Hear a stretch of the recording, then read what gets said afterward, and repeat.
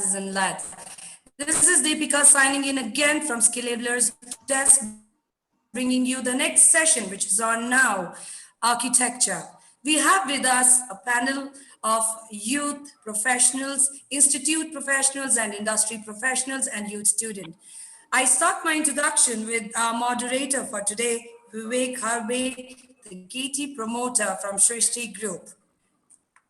He is a professional architect working on design centered around happiness and has put in about a decade-long research on the same.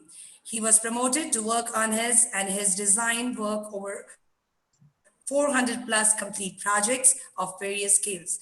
I think in last 28 years, he triggered a thought, and even as large sums of money was spent on putting up this physical infrastructures of the projects, he believes there is one thing that gets ignored most of the time, which is the emotional and the spiritual needs of the stakeholders involved. So his research on the topic led him to something very important for the youth, for all of us. The bottom line of every transaction is one's life, is the pursuit of happiness. I completely agree, and I'm sure our panelists, our youth agrees with the same. So after a few years of work, he has now developed the possibility to evolve an overall ecosystem around us, which is happiness. And he is also planning to launch a range of products and services for the same. Welcome, sir, Vivek Halvi. He's going to be the moderator for this session. I also take the privilege and honor to invite our dignitaries present in the panel. We start with Mr. Jay, Hello. Partner Design Associates. We start with our institution professional, Ms. Geeta Balakrishnan, founder and curators, Ethos and ESH, chairperson, Indian Institute of Architecture. I also have with me youth professional Pranav. He's the architect with 2PKM Architects. I have a youth student with me, Ms. Nikita Ajit Kumar. She's a graduate architect from Manipal Academy for Higher Education, Dubai campus. Over to you, Vivek, sir. Thank you. Thanks a lot for the introduction. You're welcome, sir. Yeah. So, yeah, to begin with, as you know, the fantastic panel that we have here, right, spreading from the fresh, energetic youngsters to the knowledge-filled, entrepreneurs and people who have actually done something. And I think it's a privilege to be moderating this event. Thank you. Thanks, Skillablers and EDC for giving me this opportunity. So this session, we would actually have a lot of question and answers. Initially moderated a few questions which can actually help the new set of questions come up from the audience. And as it comes up, I will actually keep directing them to different panel members. And initially, the whole objective at this point is actually to try and see, take a kind of a gap, take a stock of where we stand as architects. And, this 1 hour is like a kind of a break that we take. Of course, COVID actually gave us a 4-month break, but I'm actually coming from this point that this 1 hour, I think we should kind of relook at what we are doing. And if we're able to kind of list out issues that we can address, this could be a starting point to a whole lot of discussions and deliberations across later. And predominantly, I would like to keep it to the youngsters from the level of trainee architects to about 3 to 4 years a little later after they have graduated. So this is actually my focus area. Of course, people will be free to bring in whatever experience.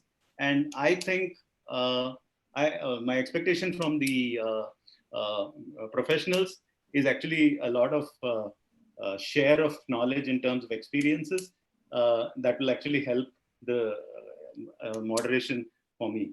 So there are some takeaways that we would like to do is broadly suggest possibilities for future, because I think 4 months of gap that is given to us has given us enough time to relook at what we were doing, how we're doing. And I think that's something which I would like to take it forward and develop kind of a clarity for purpose of every education that happens, because as an architect, when I got into the trade, I really didn't know where I was heading. And after 40 years, 35 years in the trade, I am still finding that solution. So it would be nice if we can actually address this at very personal levels. Yeah, so would Geeta or Jay want to take it from here for 2 minutes? Jay, would you like to begin? Geeta, why don't you start? And then I'll chuck in, whatever. So I was looking at some statistics when when I was asked to join this, and as of 2019, there are about 100,000 architects that are registered with the Council of Architecture. 75 to 80% age of these architects, I'm told, is below 45. I think that is an indicator of where we stand. There are 450 plus colleges of architecture and about 1 lakh of students, another 100,000 students at this point in time in colleges.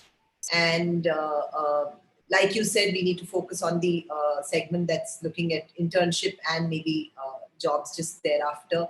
I think there's a lot of uncertainty that many of us are facing and staring at just now. It's not as if we had sure set paths before this, but right now it's complete mayhem. Many of us will be wishing if only we knew and where we would be 3 years down the line. And if you had asked yourself 3 years ago, you certainly wouldn't have said, I don't know, you would have said something that you were heading somewhere. So we are in this state of complete disarray and confusion, and there are 16 to 18,000 young architects entering the workforce every year. Colleges are facing complete confusion in terms of how to teach, how to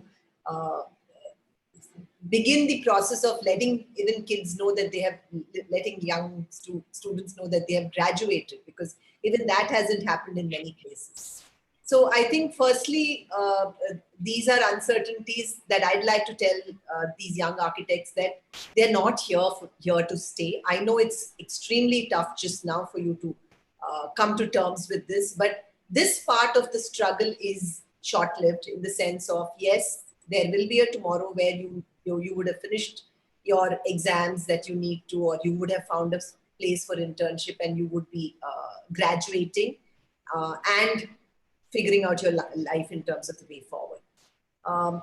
The state of architecture itself in terms of opportunities is definitely hit even for the senior professionals in terms of, and the reasons are, the labor force is kind of missing, mega projects have been shelved, the economy is in a bad state, small scale projects are being stopped, design has become a luxury. So these are some of the issues which many of us can't do too much about just now. So what is it that we can do is something we should focus on during this course of 1 hour. That's something that I'd like to leave with at this point, and allow the others to speak a little bit maybe. Thank you. Jay, can you please come on, please? Yeah, of course. Well, starting off from what Geeta was saying, on the one hand, while certainly it is a difficult time, and as a, I'm talking from the point of view as somebody who is now employing people, plus, running a practice which is about 70, 80 strong. It's not as bad as it's made out to be in many ways. I'm an optimist in general, and I don't, like Geeta said, I don't see this lasting for too long. I can certainly see a silver lining kind of, beginning to emerge somewhere. And what it's done for us as a practice is, I think it's allowed us to review processes that we really didn't have the time to look at earlier. Second, for me personally, I think it's also given me an opportunity to think about what I really want to do. While running a medium or a larger size practice essentially means a mix of bread and butter and things you like to do. I have been lucky enough in the past that, I have partners who can do a lot of what I'm not doing in the practice. But what this time has done is, I think it's let me think about specifically the areas I want to work on. And I think, urban space is, rather than pure building design, is something I started enjoying doing for some time now. And it's allowed me to think about areas where I can talk to clients about it and follow up on those. And interestingly enough, while it may be a luxury at certain points, I think there are a lot of people today who are beginning to understand the difference between, say, urban environments here and nicer parts of the world. Not saying that we are a bad part of the world, but we certainly tend to ignore the urban context. There are a lot of people in government, in the private sector, who are starting to think about it. So I think there are opportunities here which are emerging, and hopefully this is a passing phase. I'm saying 1 year is not a long time in one's life or in architecture by any means. So I'm sure this is COVID is there, but so be it. We are currently functioning as a full office. We are employing, we are taking on people. We're doing everything that we did in the past, just with a little more caution. I do have this mask here, which which I wear anytime anybody pops into the room, but that's about it. Great, very nice, very nice. I think quite motivating. And so let's begin with the first part of it.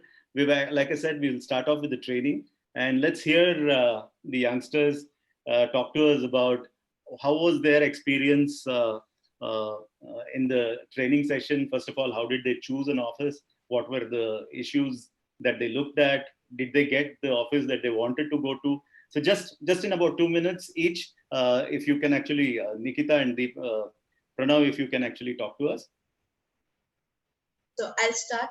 First of all, thank you so much for giving us a platform as such, and it's a great opportunity to be a part of this. So I've currently just given my final year exams in BARC. So my internship was during my last year of study, that is a 5th year. It was a span of 2 semesters from Sem 9 and Sem 10. And the first day at office was, compared to the other day, was much more formal for the days that followed. And it was a new experience that we all were looking forward to, because meeting new people, being surrounded by professionals all the time. And it was a completely different working environment, and it was very pleasant experience as a whole. So being an architecture intern, the main work that was given to us was involving us in making plans, elevation sections, and 3D drawings for presentation. And the working environment as a whole was very collaborative, because if there was something that you were not aware of or you lacked experience in, they were always willing to explain and show us the ropes as to, so that the project also gets completed. But in the end, even you're left with something to take away from those. So overall, it was a great experience, and yes, that would be my take on that. Okay, Pranav, thanks. Yes. Good afternoon, everyone. Thank you for all the organizers for the opportunity. So I graduated in 2017, and my college program was such that I had the last 2 semesters for internship, which meant there's a continuous flow from intern training to practice. So about my first day in office, I think I did a walk-in interview, and then within half an hour of the interview, I was asked to join a context mapping process of a smart city project, and I felt really welcoming. And then it was the best icebreaker I could ask for. And then from then on, I had a lack of I was not really skilled in softwares. I always did hand drafts and all that. So I was given a lot of quick tasks to pick up the software skills which I needed. And I think that was a very smooth and quick transition. And I think I can't go back to the past anywhere, because it's a constant demand for reskilling there. And then definitely Office had really great volume of projects, which meant I could learn from various age groups, various experiences, various consultants. I was really put into deep seas to dive and learn how to swim right there, because being part of active projects, I think that's one great opportunity in a real office which has a lot of volume of work. So you get to learn. So I think one of the biggest take back from internship program was that if you are interested and open to learning, there is enough and more opportunities. And that is exactly how I was mentored, and that is the best take I have. Wonderful. Geeta, are you there? I can't. Right. Yeah. So a question to you. is when students actually, I'm talking to you like a institutional professional. I realize that you've been in the trade more, in the profession more than the. Neither here nor there. Yeah, that's fine. But I'm actually asking you that when students actually go for training, are they aware of the multiple kinds of practices that are available in the you know, So unfortunately, I think because it's this whole problem of numbers that is there. I've seen a few problems that happen when students are applying for internships, and I thought it'd be good to share some of those. Yeah. There are many who, at one point, when I would be on Facebook, I would have so many people messaging and asking me, "Ma'am, where do you think I should intern?" And I said, "You're living your life. How can I tell you how you should live your dream?" So firstly, I think it's essential for students who are looking for internship to begin by understanding their strengths and weaknesses. Decide whether they want to apply for an internship to do what they enjoy doing, or do what they want to do something so that they learn where their weaknesses are, or do a bit of both. I think, like Pranav was saying, internship is an excellent opportunity to pick up skills. I know if you don't have a skill and you join an office, you're considered, the office is going to ram you and tell you that you're kind of useless, but that's fine. You bear with it, because at the end of that period, you're probably going to go back richer. So I think it's important for them to pick their internships carefully. Secondly, I think like you said, are they aware of different practices, different kinds of practices? I find it so disappointing when they send mails as BCC to 50 firms at a go. That means they haven't even studied these firms. I think it's so important that you craft your CV and your statement of letter of intent or your statement of purpose differently for different kinds of firms, small firms, medium firms. You're looking at, it could be that you have different interests and different intents for doing your internship. So craft those different kinds of portfolios and applications as well. So this is my message, and I think they need to do a lot more of homework, and I think the colleges need to play a big role in educating them on this. Because many times when people come to us for internship, they have seen our project somewhere, they have seen a picture, and either they have liked it or not liked it, but they're actually trying a chance to get into an office. But many times we realize that if I have been trained under a traditional master craft architecture, doing work at site, and then we say that, okay, we'll have to do a lot of site work, and that's something puts off. So I think that is why I raised this question, that I think institutions have a whole lot of activity to go beyond the whole thing of saying that, okay, everybody got a job, that's fine. So I think it's important that we need to kind of relate the student liking to the practice that is happening here. And all practices are here to survive and grow. I don't believe that none of these practices are... For colleges to look at crafting an elective on how to select an internship, how to select Absolutely. I think that's something which can, as a takeaway, we can actually put it forward into the thing. Coming to writing, may be useful, because most people don't know how to write or speak about their project. Absolutely. Yeah. So Jay, I was actually coming to this, that when you're a large firm, basically you need a lot of specialized skill sets for sure. Now that it is actually becoming, kind of specialized driven, yes. Especially the size of office that you run. I was running a 50-member office. I was actually pulling my hair out every time. So I realize how difficult it is as the office grows. But, so the logic is when you are looking for these kind of specialized skill sets, are there any talent gaps that you actually find? And how do you do as a company? How do you actually try to fill these talent gaps? Because that's actually something which we can take this forward in this as a key takeaway. And if we are able to let institutions know about it, I think it will actually become a good, something which this one hour will be worth our time.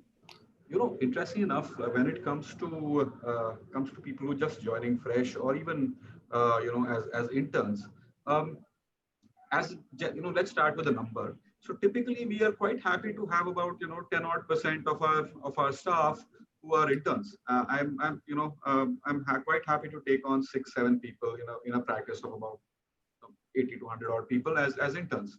The other bit, is where do we, let's say, use them? Be saying it very nastily perhaps, but how do you use an intern in an office of our kind? Um, we typically, try and avoid doing what is traditionally done in many offices, where you end up doing toilet details or some such nonsense. What I feel is that I was very lucky when I was an intern. I worked with KT Ravindran and then continued on with him. Now, there actually, of course, it was a different time. I took about 3 months to draw a garage door, in Burma teak. And, I drew every nut and bolt and, everything possible on it, and got it wrong 8 times. And, it all sort of seemed to work beautifully, and nobody said anything. Uh, I say this to all our interns, that unfortunately today, I just don't have the luxury of doing that. But at the same time, I think we at least we do try to be forgiving and helpful. As far as we are concerned, I tend to try and use interns for design process, to develop ideas further. So the areas where I really find a problem often is, not the technology so much. I find an issue with not being able to draw, as simple as that. I think people are losing that skill. And I think, being able to visualize space, I think colleges need to tell people to go out into buildings, into open areas, wherever, and draw spaces. Unless you are able to actually figure out how to draw it, you can't imagine it. And that's the one area which I find is a big problem. There are a few, of course, bright sparks who come in, but I've asked them quite often is, how is it that you are perhaps, able to draw this? It's not because of college education. It's because of what they've decided to do themselves. That's an area where I think education is going wrong. Second part, of course, is, when you're again placing a building in its context, you need to have exposure to, to say traditional architecture, if it's a traditional context or whatever else, wherever it is in. The whole idea of understanding context in architecture is something which perhaps, if you're a fourth-year intern, I would really expect you to know. If you're interning earlier on, fair enough. You don't, fair enough. But that whole, that architecture is a response to something and not an individual expression of some sort of an ego is also unfortunately not taught in many institutions, I feel. The value that you as an architect bring to your work is important to have assimilated, to be able to then go and and practice. And it seems to be very commercial. In fact, teaching is commercial today. So while we can, as ourselves, say that yes, we are very commercial architects or whatever else, but the teaching is equally commercial today. I think institutions need to make people understand that they are contributing something there, and that's where perhaps it needs to change a bit. So we'll take this question to Nikita, because she's probably in that stage now. So I would actually just go back and try and see how much of manual sketching did you do in college, and then when did you actually graduate, if I were to say so, to the computers, the technology? When did this happen? So from the context of from where I am in Dubai, in Manipur, we were exposed to technology in a very earlier stage into the coursework. So that is, I guess, we completely started depending on technology from semester 3. So all the presentations were either on CAD and Revit, and then it was put up. So it has its own advantages, but it comes with a set of disadvantages as well. So like Jay sir had told earlier, there is a lot of, people don't sketch that much. They have reduced the amount of manual work they do, and maybe because yes, technology, it is easy to put up a work. You just have to give a few commands on the system, and then you have the thing set. Like in SketchUp, if you just do a few pushes and pulls, you have a massing model created to explain your concept. But I personally feel that the ability to explain something in drawing is reducing, and people respond more to sketches. as a concept. When you're presenting someone a concept, and if you have it sketched out, people respond more to that rather than having something digital in front of them. So yes. Pranav, would you want to go in and get Yes, your share definitely. of it? Yeah, my share of definitely, because I was introduced to softwares from at office, and then definitely my way of working changed uh, drastically by using softwares.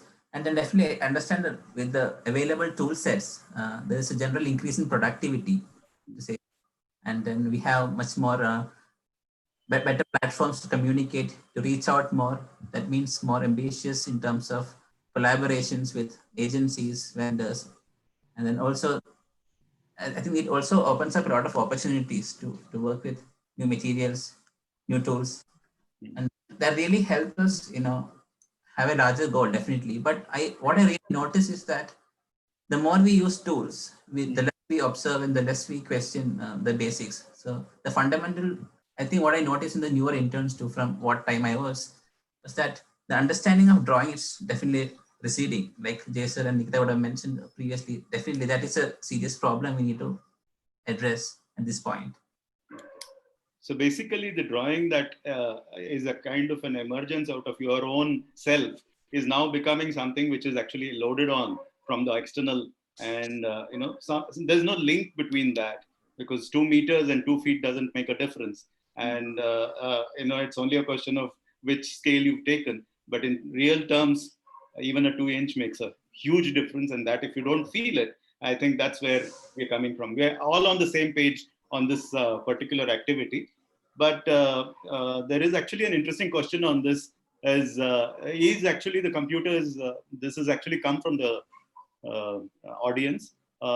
Someone has actually asked, is craftsmanship and passion going back to the basics? Your opinion, please. So I would like Jay to take this, and then maybe Geeta can come in. It's so craftsmanship is an interesting question, really, that term. And a lot of it, yes, it is to do with design, certainly are your individual thoughts, but it is a lot to do with an understanding of a material. And the tectonic understanding of a material is only possible if you perhaps have tried it out yourself.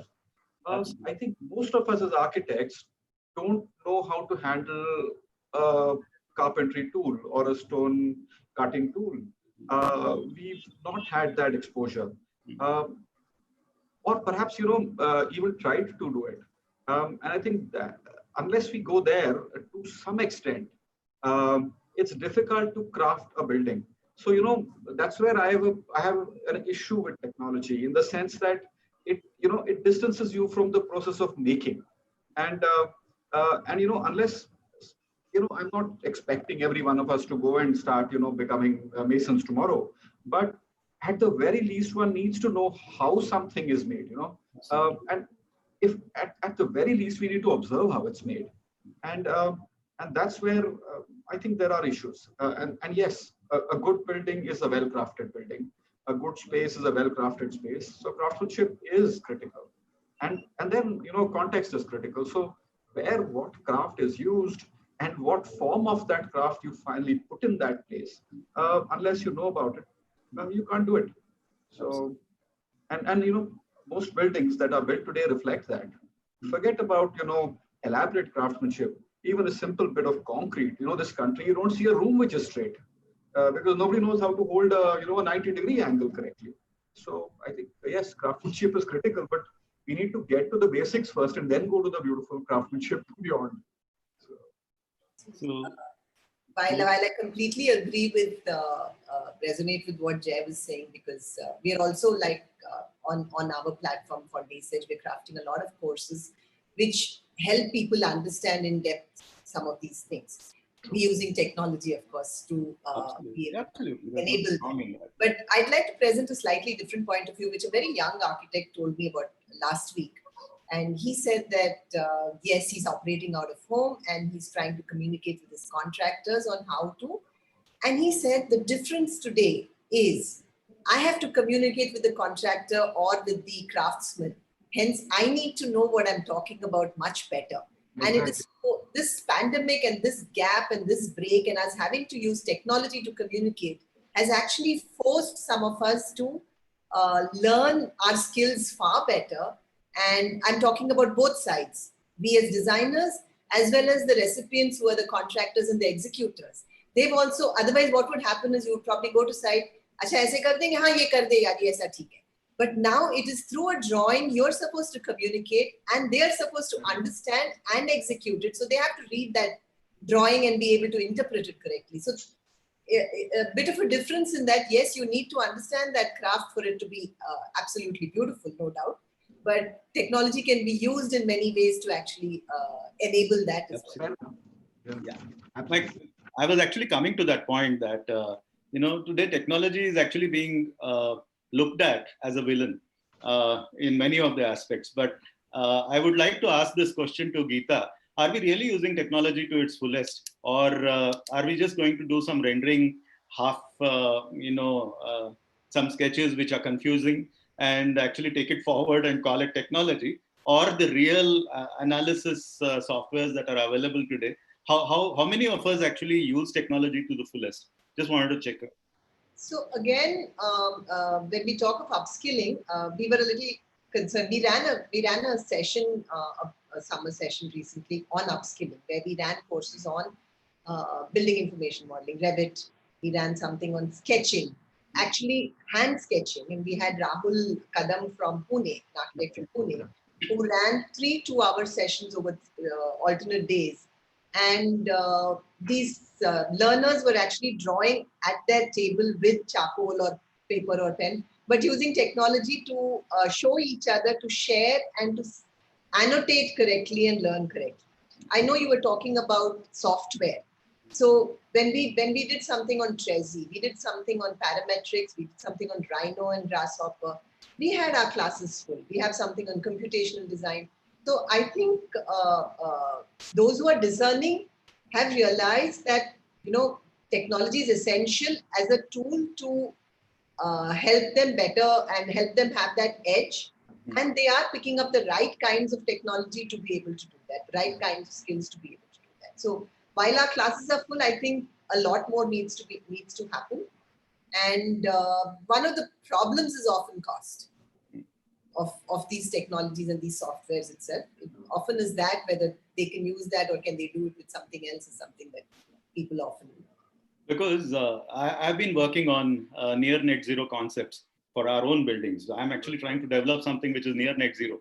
And I wouldn't have thought of this about 5-6 years ago, 8 years ago, if there was no technology available. Today, we can simulate the entire system and we can actually be without borewells. Right. And that's the kind of strength that it has. And I think technology, if it is used in the right perspective, because I get a lot of applications to the office saying that BIM master, this, that, but the whole logic is these are all just value adds put in because there's a certificate which has been brought in. But in real sense of it, if people don't understand space, if they don't understand the real, so that's where I was actually coming to you. And I think that talent gap, understanding also a lot of things hold in the is to be actually addressed at the institution level, because many times AutoCAD drawing, which is actually done, or maximum a SketchUp drawing, seems to actually talk about technology, but these are actually the stepping stones to actually start understanding a building. And there is a whole lot of activity later. So yeah, that's nice actually. Now, coming to the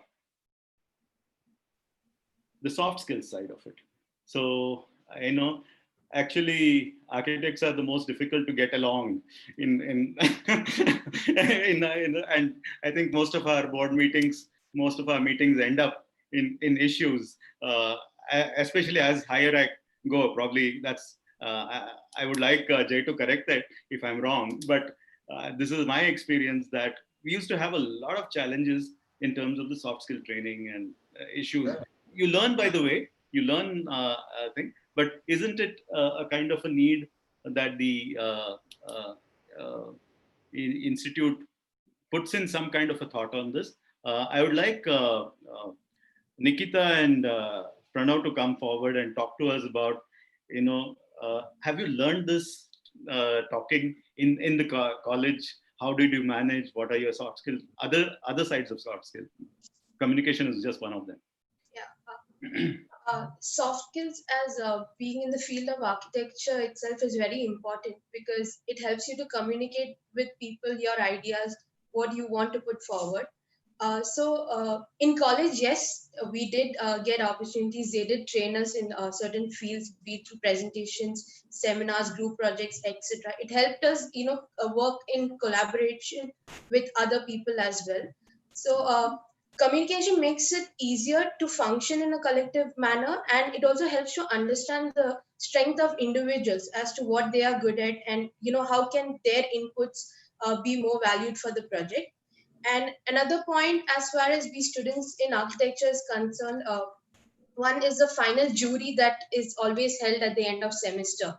So it's not only just for the presentation part of it, but it also makes us good listeners and good communicators, because the jury opportunity gives us to communicate and listen to skills, and it helps us comprehend the feedback that they give in a positive manner.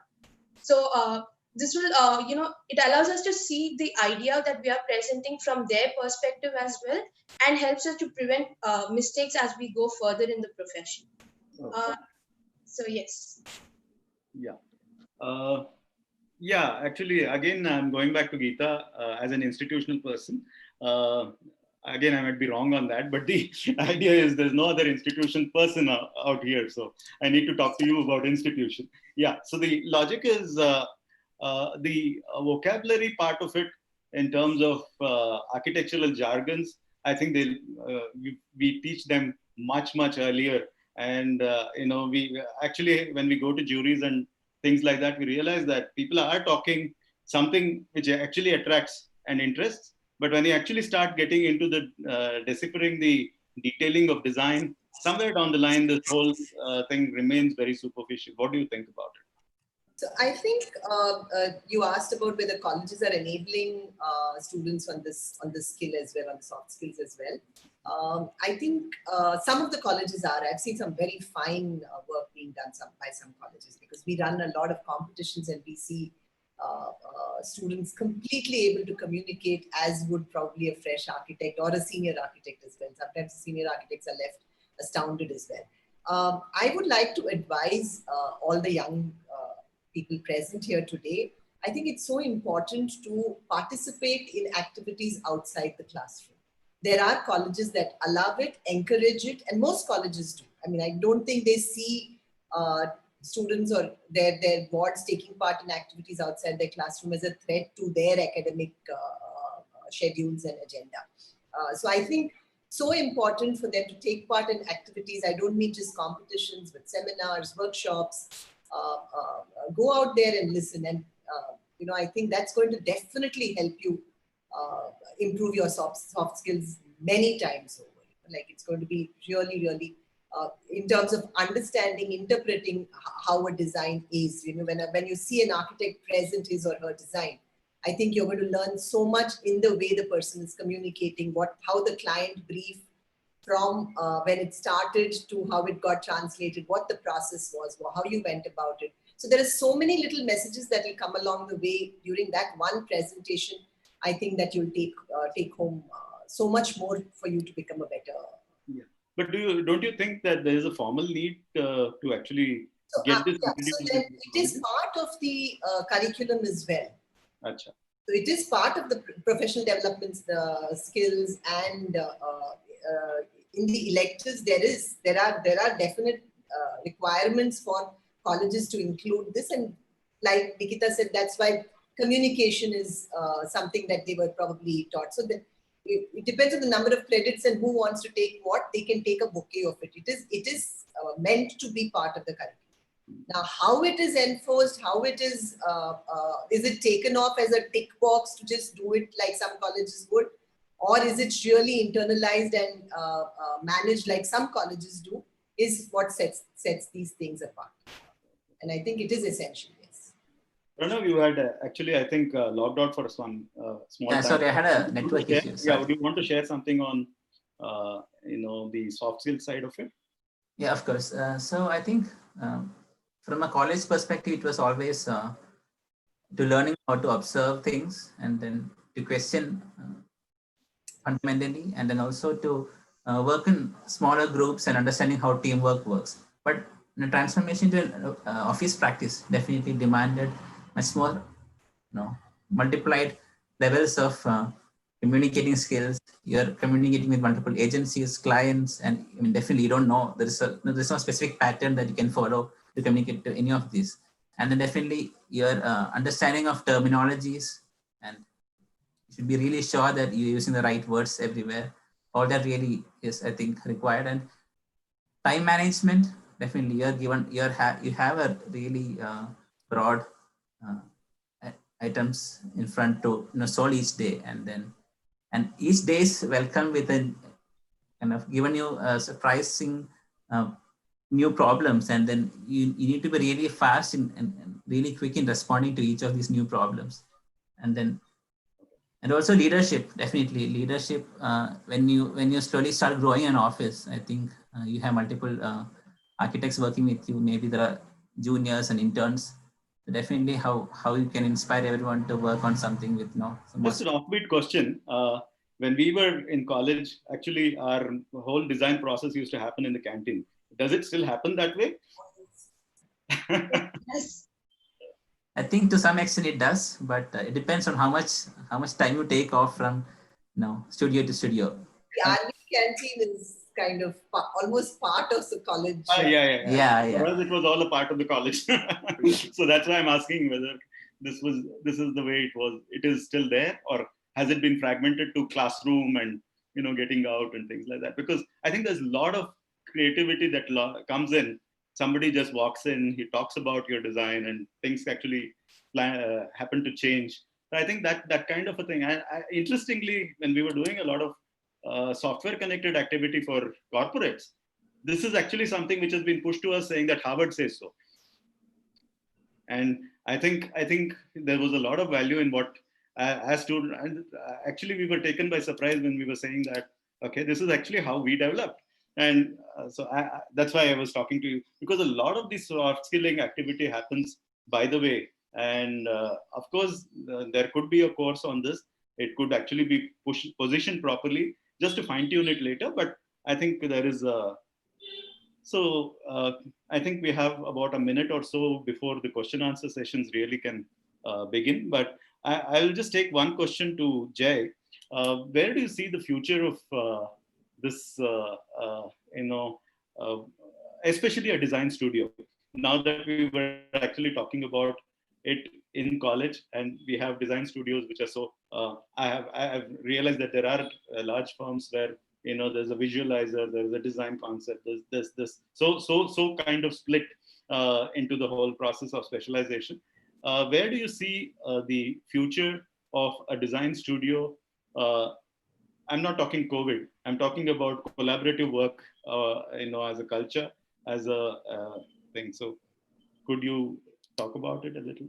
Yeah, this now there's an interesting thing here. There are when you talk of architecture, often it's seen as a very private profession, which it's not actually. A lot of people imagine it is. Also, in a sense, and again, without degrading the profession in any way, we are in a sense a jack of all trades in many ways, because you're designing structures for people who use them in multiple different ways. So you need to start sitting in their shoes in some ways, stepping into those shoes and trying to imagine how they work. So I think, while perhaps, the design studio as a space is not really restricted to my office. For me, it goes to every discussion that we take to our clients and ask them for what they're doing. Now,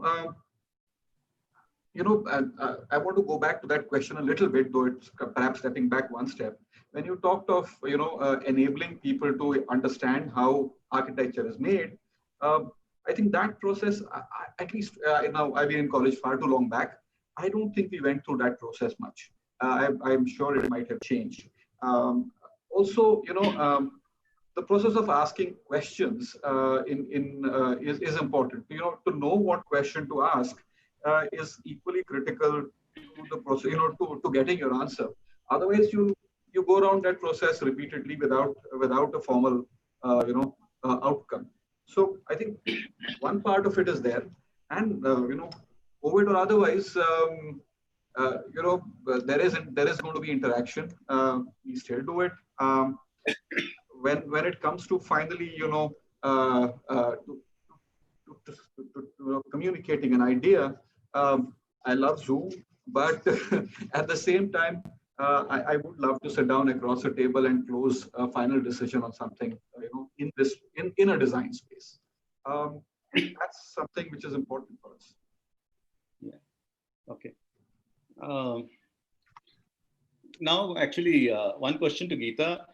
Looking at it, that the offices are going to get, as I anticipate, I might be wrong on this, but as I anticipate, offices are going to actually start disintegrating into smaller bits, work. Because today, like, I have a consultant sitting in Italy, I have a consultant sitting in UK, and I have somebody working from Bombay, and somebody. So this is how actually we begin to work. And a 50-member team is now actually come down to one person and one support. So the logic is, and the project sizes, which initially we were doing, probably has now become 10 times more. So the idea is, this practice is going to take shape as we go by. And logically, looking at this, how can the institutions become centers of excellence where an architect is actually going back for his upgradation rather than just going there to teach what he's learned from the clip? I think that is something which institutions will probably, it'll make sense for the institutions to become centers of excellence. What do you say, Geeta?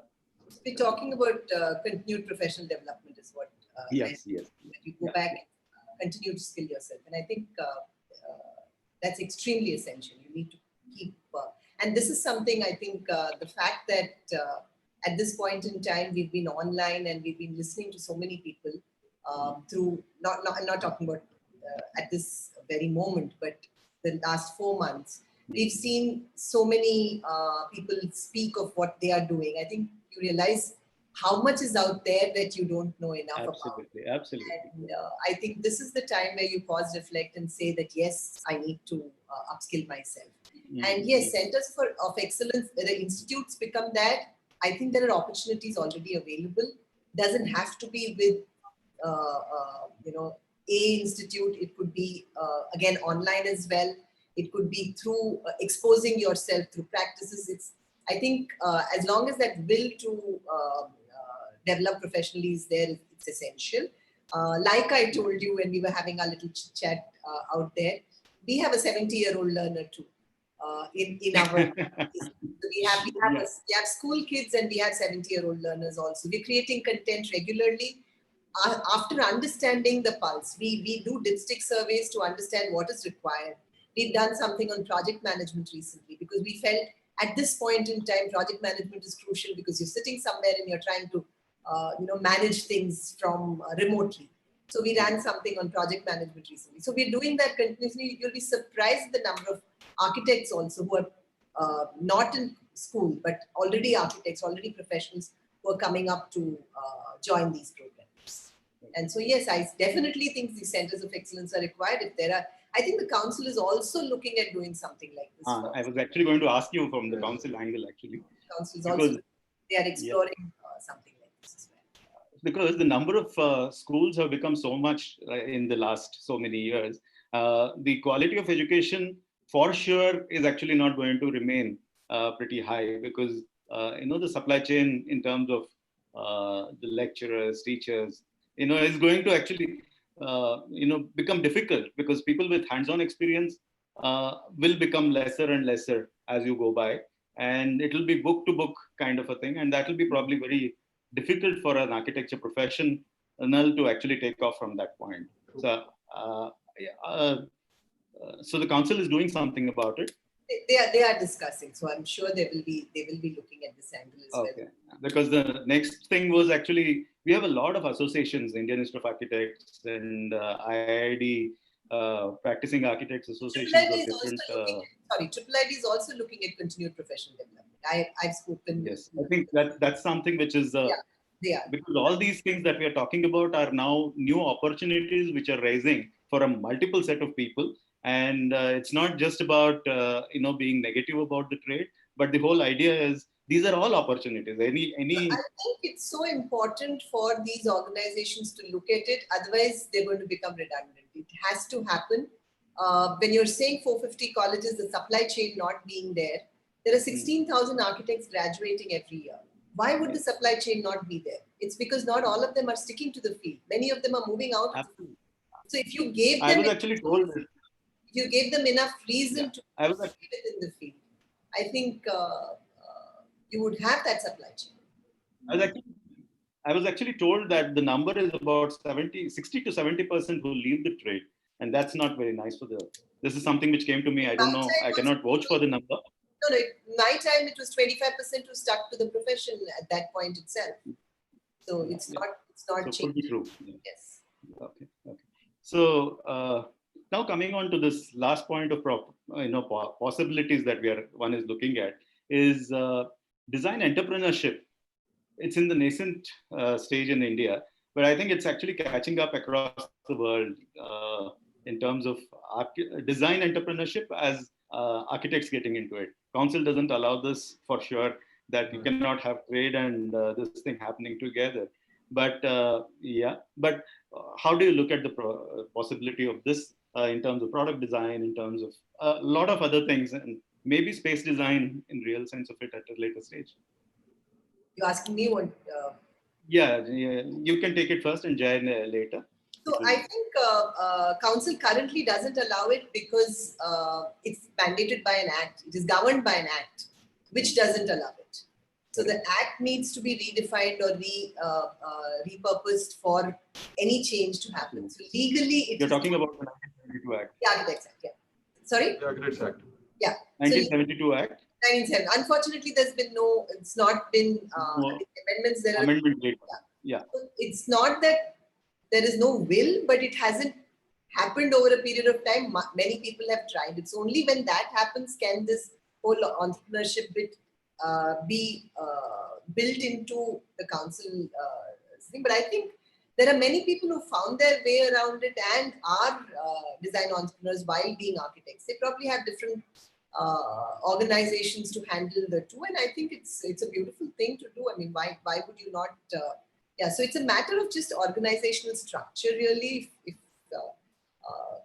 architects as designers, there are not so many designers yet in our country today because the number of institutions that offer design are fewer than that offer architecture. So if there is a need for architects to play that role, I think we have had that 5 years of foundation to be able to design different. Because my observation is that when actually hardware and software got together and became an embedded system into the whole thing, all the kind of technological advances that we are actually today so much used to came up. And this, obviously, if somebody had stuck to it saying that a designer is going to be a designer, he's going to sit in one corner and design, this was not going to happen. So, Jay, what's your take on this? Well, interesting enough, many times, in these past 20 years, I've thought about, starting off and doing something a little different from pure architecture consultancy. And, of course, the act is one thing, but it's also, I suppose it's your aptitude towards handling those aspects. Coming back to, the whole, the teaching aspect, I was, my wife teaches at a university and she teaches in a department of art. And of late, we've been discussing what is it that, perhaps artists, and it applies equally to us as architects, need to learn there. And one of the things which, she came up with very interestingly was to, to try and bring in from their school of management, people to try and, to try and explain to artists how Yeah. to run a how to run the show in a sense, and also, there is this enabling environment which art needs, which really architecture also needs. And like there's an old saying, and my grandmother used to talk about it. She was very fond of music, and she used to always say, that when you have a tansen on the other side, you need a tansen who's going to listen. So so that aspect, of course, is thankfully happening. There is an audience. But I think architects have not yet stepped up to that all that well. Perhaps because we just don't have the training for it, and we kind of. I certainly feel I like that here, and it's something I would love to do. And I think a lot of people should take it up today. Wonderful. We are actually 4 minutes off the thing. So closure. So I'll actually take this thing to first of all, say that all is not lost. Like everybody was talking about it. There's a lot of future. There's a lot of possibilities. There's a fantastic future available. And as designers, we actually can become the kind of link to a multiple set of issues. And if nation building. Just to share with you, I got just this one word called happiness, and I'm actually doing a possibility of a multi-100 crore possibility on that. So if that is a possible avenue, just a word which actually became a problem for us in the past, and if that is how something can actually give raise, I'm not saying that we've done it yet, and we will, when we go into the open market, we will talk about it. But the whole logic is there's nothing lost.